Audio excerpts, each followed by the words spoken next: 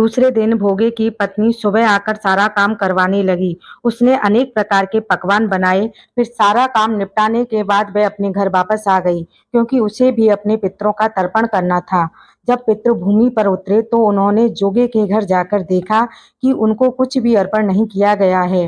वहां तो उसके ससुराल पक्ष के सभी लोग भोजन करने में जुटे हैं। वहां यह सब देखकर वह बहुत ही निराश हुए और बाद में वो पितरी भोगे के घर गए तो उन्होंने देखा कि मातृ-पितरी के नाम की केवल अंग्यारी दी गई है, क्योंकि भोगा इतने गरीब था कि उसके पास खाने के लिए कुछ भी नहीं था। पितरी अंग्यारी की राख चाटकर भूखे ही नदी के तट पर आ जाते हैं। कुछ ही देर में सारे पितृ अपने-अपने यहाँ का श्राद्ध ग्रहण करके वहाँ इकट्ठे होते हैं और बताने लगते हैं कि उनकी संतानों ने किस-किस तरह उनके लिए श्राद्ध करके पकवान बनाए। जोगे-भोगे के पितरों ने भी अपना सारा हाल बताया।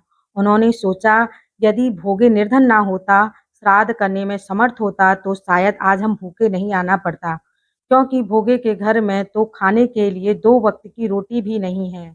यह सारी बातें सोचकर पितरों को भोगे पर दया आ गई और अचानक से वह नाच-नाच कर गाने लगे, भोगे के घर धन हो जाए, भोगे के घर धन हो जाए। शाम का समय हो चला था, लेकिन भोगे के घर में खाने को कुछ भी नहीं था। उसके बच्चे भूखे ही बैठे थे। बच्चों ने अपनी माँ से कहने लगे, माँ भूख लगी है। तब उन्हें टालने के लिए गुस्से से भोगे की पत्नी ने कहा, जाओ, आंगन में हौदी पड़ी है, उसे जाकर खोलो, जो भी तुम्हें मिले आपस में बाँटकर खा लो।